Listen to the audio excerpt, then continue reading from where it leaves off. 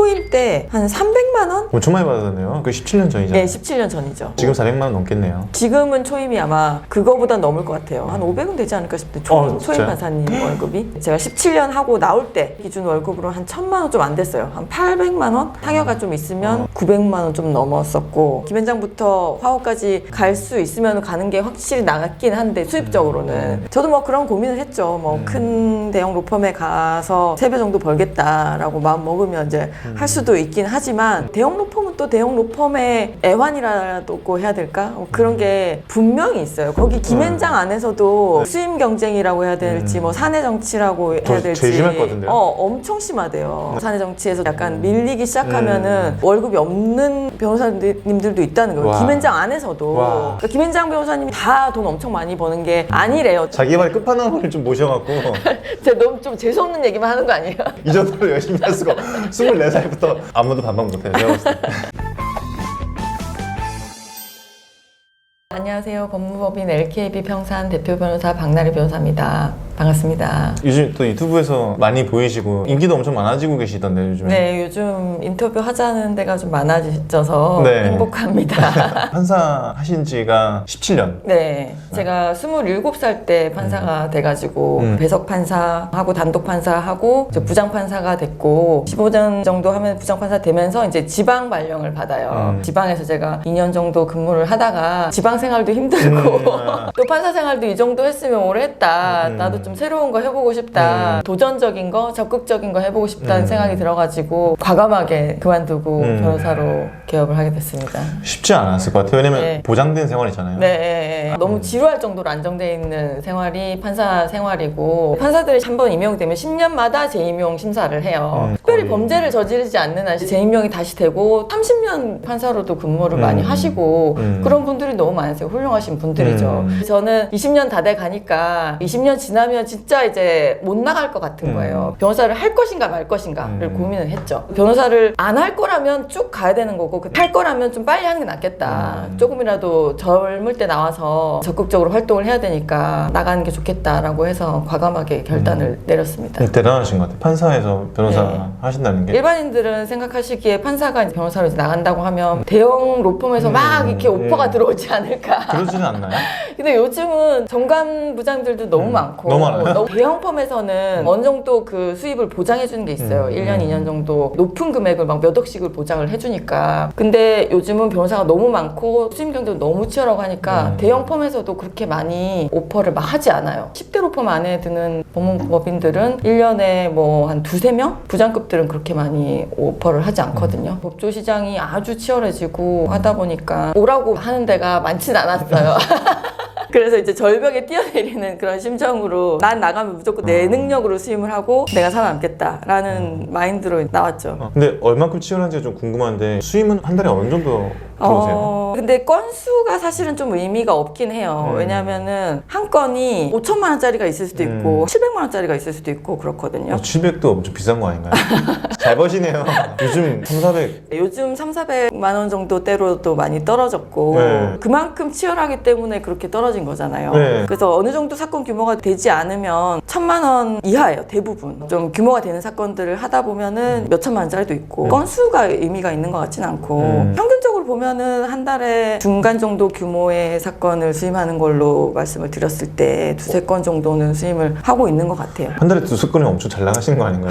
그 정도 사건 정도면 딱 이제 제가 컨트롤 할 수 있고 제대로 사건 파악해서 다 의뢰인하고 직접 소통하고 하다 보니까 너무 적게 받을 수는 없어요. 또 300만 원 받아가지고는 이게 안 되니까. 근데 사실은 유튜브를 하시니까 네. 경쟁력이 있으신 것 같아요. SNS가 수임에는 도움이 확실히 많이 되는 것 같아요. 그쵸? 다니면서 만날 수 있는 사람은 또 한계가 있잖아요. 근데 이제 유튜브나 SNS나 이런 거는 내가 어쨌든 올리면 그게 계속 반복적으로 그분들이 이제 찾아서 볼 수 있는 매체다 보니까 내가 사람들 한번 가가지고 밥 먹는 것보다 사무실에서 내가 하고 싶은 얘기, 재밌는 얘기를 들려주면 이분들이 재밌게 이제 날 찾아볼 수 있지 않을까. 여러 사람들한테 나를 알릴 수 있는 효율적인 방법이겠구나. 그리고 이거 한 번 찍어놓으면 1년 뒤에 누가 볼 수도 있고 맞아요. 2년 뒤에 볼 수도 있고 없어지는 게 아니다 보니까 안 할 이유가 없는 거예요. 저한테 너무 도움이 되고 꼭 해야 되는 거라고 생각합니다. 기합한 변호사님은 네. 한 달에 수임 한 건 하기도 쉽지는 않다는. 그게 이제 개인차가 엄청 큰 것 그죠? 같아요. 차이가 엄청 크고 저희 법인 내에서도 대표 변호사님들이 한 50분 정도 계시는데 대표 변호사님들 사이에서도 편차가 엄청 커요. 솔직히 부러워하시죠, 다른 분들이. 저는 이제 좀 사건이 계속 꾸준히 오는 편이고 이제 유튜브 보고 왔다고 말씀해 주시는 분들도 많고 수임 걱정을 막 하고 그 정도는 아니라서 그런 편이긴 한데 또 없으신 분들은 또 사건이 없는 경우도 있더라고요. 근데 이제 저희 같은 경력자들도 이런 걱정을 하는데 그러니까요. 경력이 짧으신 분들은 진짜 개업하시기가 두려울 것 같다는 그죠. 생각이 들더라고요. 경력 많은 저희들처럼 이렇게 단가가 또 크지 않을 거 아니에요. 네, 그러니까요. 그래서, 예, 적은 단가에 수임을 해가지고 그렇게 되면 또 컴플레인이 또 많이 생겨요. 또 의뢰인들이 뭐 저가에 수임을 맞아요. 했으면 변호사님들도 막 다 연락받고 하기 힘드니까 변호사가 이제 4만 명이라고 하니까요. 진짜 많은 숫자거든요. 10년 전보다 몇 배가 는 거라서 진짜 쉽지 않구나 하는 생각을 많이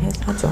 초임 판사랑 혹시 나오실 때 월급이랑 한 대략 어느 정도 차이 나나요? 초임 때 한 300만 원? 엄청 많이 받았네요. 그 17년 전이잖아요. 네, 17년 전이죠. 지금 400만 원 넘겠네요. 지금은 초임이 아마 그거보다 넘을 것 같아요. 한 500은 되지 않을까 싶은데 초임 진짜요? 판사님 월급이 제가 17년 하고 나올 때 기준 월급으로 한 1000만 원 좀 안 됐어요. 한 800만 원? 타격가 좀 있으면 900만 원 좀 넘었었고 판사님들이나 정관들이 하시는 얘기가 지금 받는 거보다 3배 받을 수 있으면 나가는 게 맞다. 그게 아니면 그냥 있는 게 낫다. 이런 얘기를 하는 거거든요. 근데 이제 3배면 3천만 원 정도 되는 거잖아요. 처음 나갈 때 김현장에 가면은 그 정도 급의 이제 보장을 뭐 한 1년, 2년 정도 해준다. 요즘 그렇게 얘기들을 하거든요. 다 얘기해도 되나 이거? 괜찮아요. 저희 고현아팀이 그런 거 되게 좋아해요. 5대 로펌, 6대 로펌하고 하우 정도까지 그 정도까지 그렇게 얘기를 한다고 하니까 근데 그 정도 되면 3배인 거잖아요. 그 정도 될 수 있으면은 나가도 된다. 나가는 게 낫다. 그게 아니면 나가지 말라. 이렇게 얘기를 하는 거거든요. 김현장부터 화우까지 갈 수 있으면 가는 게 확실히 나갔긴 한데 수입적으로는 저도 뭐 그런 고민을 했죠. 뭐 큰 대형 로펌에 가서 3배 정도 벌겠다라고 마음 먹으면 이제 할 수도 있긴 하지만 대형 로펌은 또 대형 로펌의 애환이라고 해야 될까? 그런 게 분명히 있어요. 거기 김현장 안에서도 수임 경쟁이라고 해야 될지 뭐 사내 정치라고 해야 될지 제일 심할 것 같은데요? 엄청 심하대요. 거기도 이제 잘 나가는 분들은 계속 이제 뭐 타임 차지해가지고 사건 많이 해서 돈을 많이 벌겠지만 사내 정치에서 약간 밀리기 시작하면은 월급이 없는 변호사님들도 있다는 거예요. 와. 김현장 안에서도. 그러니까 김현장 변호사님이 다 돈 엄청 많이 버는 게 아니래요. 제가 알고 있기로는 그래요. 김현장 간다고 해서 다 행복하고 다 좋은가? 그건 아니라고 생각하고요. 저도. 예. 들어보니까 저도 김현장 가면은 김현장 변호사가 남지 그 사람의 이름이 남지는 않는다고. 맞아요. 김현장 가도 김현장 보고 찾아가는 거지. 거기 있는 뭐 누구누구 변호사를 보고 가는 건 그러니까요. 사실 아니거든요. 김현장 가는 분들은. 그렇기 때문에 사건 사이즈라든지 구조가 좀 다른 거고 저희도 규모가 커요. 저희 LKB 평산도 네. 한 150명 정도 되는 규모라서 엄청 큰. 예, 큰 규모인데 저 같은 경우는 저를 보고 오세요. 뭐 그렇죠. LKB 평산을 보고 오는 사건들은 거의 없어요. 네. 박나리 변호사를 보고 왔다 아니면 다른 정봉기 부장님을 보고 왔다 이런 식으로 대부분의 사건들은 또 그렇게 해서 맡겼을 때 더 책임감이 의뢰인들이 있고. 신뢰를 하고 김현장, 뭐 광장, 세종, 화우 이 정도는 그 회사를 보고 맡기는데 그 정도 사이즈 되는 뭐 1, 2억짜리 사건 아니면 이 사람한테 맡기는 그쵸. 거예요. 저를 보고 왔으니까 저는 그 사건을 위해서 더 최선을 다하는 거죠. 만약에 몇 천만 원권이 들어와도 혼자서 못 할 것 같은데요? 혼자서는 못하죠. 최근에 또 뭐 5천만 원짜리 사건이 민사 사건이 좋겠다. 이제 죄송한데 속마음이 나오고. 네. 착수금 이제 5천만 원이고 성공보수는 따로 이제 있는 사건이다. 그러면은 팀을 이제 제가 구성을 하는데 저는 팀은 클 필요는 없다고 생각해요. 제가 사건을 장악하고 있고 서면 작업 도와주시는 분 한 분 정도 있으면 된다고 생각하고 똘똘하신 분. 뭐 맞아요. 똘똘해야 돼요. 똘똘하고 일 잘하시는 분. 일 잘하시는 분은 누구신지 이런 거는 이제 다 파악을 하는 게 굉장히 중요하죠. 이 일을 어떤 사람이 잘할지를 파악하고 그 사람한테 맡기는 거. 이게 되게 중요한 것 같아요. 변호사가 하는 일이 물론 자기가 서면 잘 쓰는 것도 중요하고 법리적으로 구성하는 것도 중요하죠. 그거는 기본이고 그거 외에 이 사건은 누가 잘하는지를 파악하는 거. 그게 되게 중요해요. 이 사람이 잘하는 영역, 이 사람은 형사를 잘할 수도 있고 가사를 잘할 수도 있고 가상자산 사건 잘할 수도 있고 이건 되게 좀 특화된 부분이고 전문성이 필요한 부분이잖아요. 그런 전문성이 필요한 부분들은 누가 어떤 사건을 잘한다는 거를 미리 알고 있다가 좀 더 전문성이 있는 사람이랑 같이 협업하게 되면 그 사건은 결과가 좋을 수밖에 없죠. 그러면 이제 대표 변호사님과 대표 변호사님, 파트너 변호사님, 변호사님. 자료 분석하는데 시간 좀 많이 걸린다 하면은 어서 변호사님까지 해가지고 보통 큰 사건들은 3분 하는 경우가 많고 중간 정도는 저하고 파트너 변호사님 2분이면 충분해요. 많이 알 필요가 없어요. 보통 의뢰인들이 막 이런 걱정들을 또 해요. 상대방이 서면을 냈는데 변호사가 막 많다는 거예요. 5명이 써있대요. 상대방 변호사님들이 너무 많은데 우리가 불리한 거 아니에요. 막 이런 걱정들을 하는 경우 많거든요. 근데 전혀 그렇지 않아요. 사람이 몇 명인지가 중요한 거가 절대 아니라는 거. 의뢰인분들도 충분히 아실 필요가 있어요. 그래서 요즘 또 네트워크 펌 가면 그 사건에 맞게 뭐 전담 팀을 구성해주겠다. 전담팀이라는 얘기 들으면 혹하잖아요. 나를 위해서 안전만 어벤져스 네, 팀을 구성해주나 구성해준다는, 보다. 네. 그런 거에 혹해가지고 이제 뭐 작수금도 맞아요. 쓸데없이 많이 내게 되고 그러는데 그러지 않으셨으면 좋겠어요. 그 전담 팀이라는 게 되게 허황되고 예를 들면 5명이다. 5명이 다 내 사건을 전부 다 파악하고 있을 것 같아요? 절대 그렇지 않거든요. 그래서 결국은 1명 아니면 2명이 그 사건 하는 거예요. 맞아요. 2명만 제대로 내 사건 알아도 그 사건 내가 충분히 이길 수 있어요. 그러면은 판사 하실 때보다 한 몇 배 정도 더 버시는 것 같아요, 평균적으로? 아까 말씀드린 3배 정도 해야 된다라고 했기 때문에 그걸 목표로 달리고 있고 그 정도는 하고 있는 것 같아요. 다 같이 나눠도 그 정도 남는 예. 거죠. 그 정도면은 사람들이 많이 부러워하실 것 같은데요? 개업하셔서 그 정도로 버시는 분이 없잖아요, 근데 사실은. 그래도 정관분들은 또 어느 정도 규모가 있는 규모가 있는 걸 사건들을 하겠죠. 많이 하는 경우가 많고 또 저 같은 경우도 너무 작은 사건은 좀 힘들다라고 해가지고 거절하기도 하는데 어쨌든 그 정도는 하려고 제가 나온 거고 근데 저는 사실 뭐 돈을 막 많이 벌자고 나온 건 아니에요. 크게 그렇게 그 경제적인 부분에는 연연해 하진 않는데 자존심이란 게 있잖아요. 그쵸. 그래서 제가 나올 때도 선배 변호사님들이 하는 얘기 또 뭐 주변에서 하는 얘기가 판사할 때는 내가 어떤 자리에 가는지가 중요해요. 그래야지 잘 나가는지 안 나가는지를 알 수 있으니까.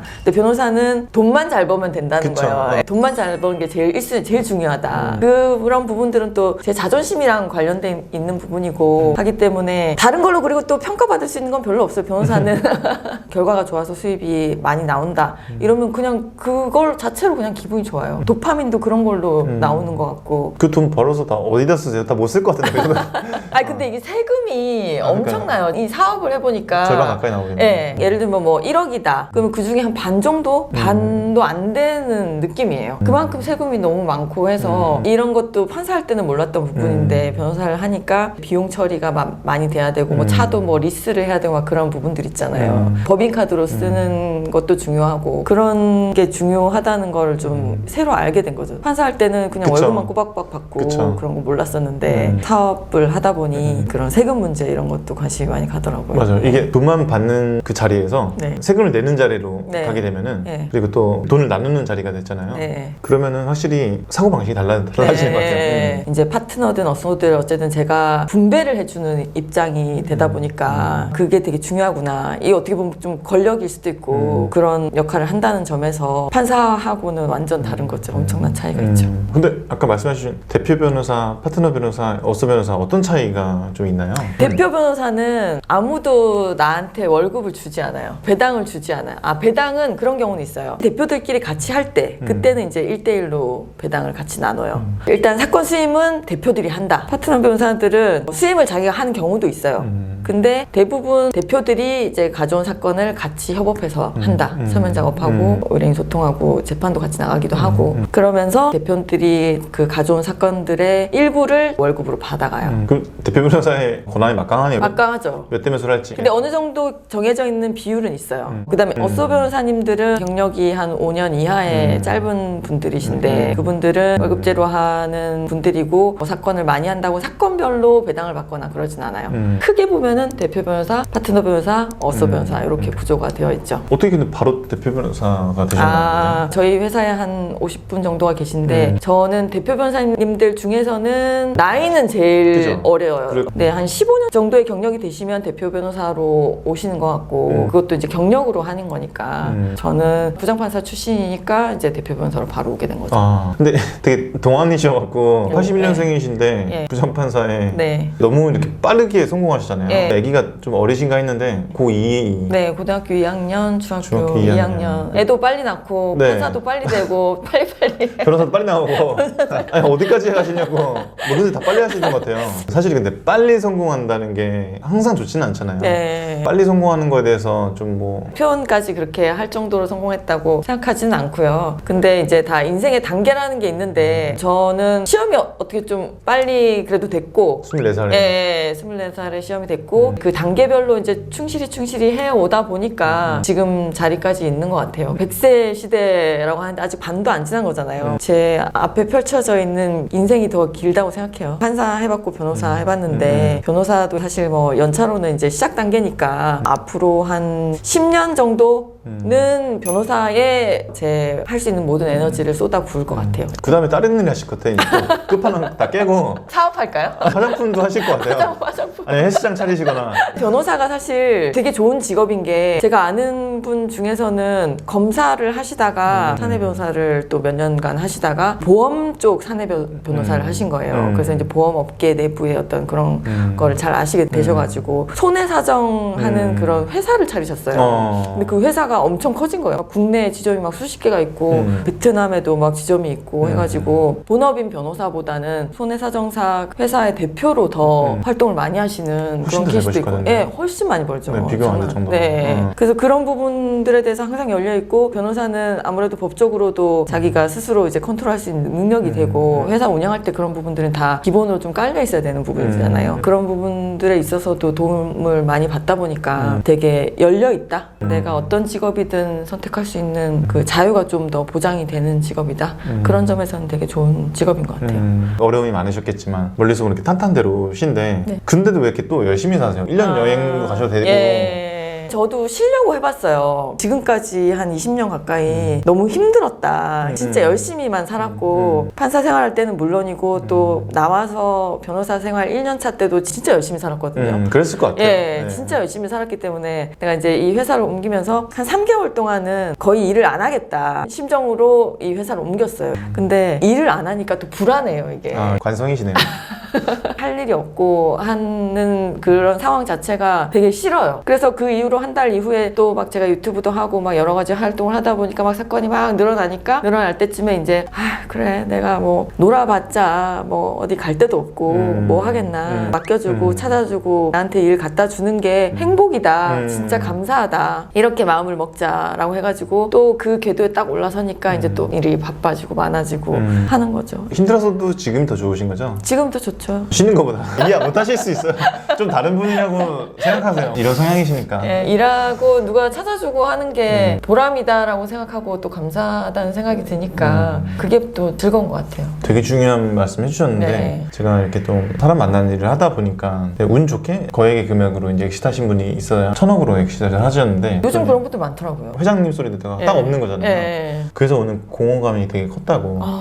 너무 많이 열심히 사셨으니까. 예, 전 이해가 될 것 같아요. 네, 너무 이해가 돼요. 갑자기 나를 찾는 사람이 없고 내 직함이 딱 좀 없어졌을 때 네. 그 허전함. 이게 사람이 행복을 느끼는 게 뭐 여러 가지 단계가 있다고 하잖아요. 제일 베이스가 뭐 안전의 욕구고 그 다음에 뭐 경제적인 부분이 충족돼야 되고 그게 제일 높은 단계가 자아실현 욕구라고 하는데 그 말이 되게 좀 이해가 가는 것 같아요. 저도 아무리 뭐 안온하고 평온하고 행복한 따뜻한 환경에 있더라도 주변에서 누군가를 한테 인정받고 싶은 그 욕구 맞아요. 그게 만족되지 않으면은 뭔가 빠진 것 같은 맞아요. 네, 그런 느낌이 있을 것 같다는 생각이 요즘 너무 많이 들어요. 네. 앞으로 좀 어떤 변호사로 좀 기억되고 싶은지 좀 궁금하네요. 변호사한테 오는 이유들이 사건 이기고 싶어서 오시는 걸 그쵸. 거거든요. 그 사건들이 의뢰인들은 평생에 한 건 있을까 말까 한 사건들이라고 생각해요. 저는 뭐 또 이혼 사건들도 많이 하는데 이 분의 인생에 되게 중요한 전환점이 되는 부분을 내가 책임지고 있다라고 생각을 하는데 그만큼 어떤 사람의 인생에 있어서 큰 영향을 미치는 부분을 제가 컨트롤하고 있는 사람인 거잖아요. 중요한 일생일대의 사건을 좋은 결과로 돌려드리는 거 그게 이제 그분들이 저를 찾는 이유고 그분들이 저를 그렇게 기억해 줬으면 좋겠어요. 이기는 변호사로. 네, 이기는 변호사. 항상 열심히 하시고 항상 성과를 내셨던 분이잖아요. 혹시 열심히 살고 싶은데 뭐부터 해야 될지 좀 모르겠다라는 분이 있다면 혹시 해주고 싶은 말씀이 있으실까요? 저는 지금도 그렇게 큰 목표를 세우는 것보다 내 눈앞에 있는 작은 목표들 예를 들면 저 내일 이제 재판이 좀 중요한 사건 재판이 있는데 오늘의 목표는 그 중요한 사건 재판을 잘 준비하는 게 오늘의 목표거든요. 그래서 막 1년 후, 막 10년 후를 생각하기보다 내일 내가 해야 될 일이 뭔지 그 부분을 생각하고 그 부분을 잘할 수 있는 노력을 오늘 하는 거 그런 게 중요한 것 같아요. 내 눈앞에 가까이 있는 목표를 보고 생활하고 준비하고 그걸로 만족감을 느끼면 하루하루 더 발전할 수 있지 않을까요?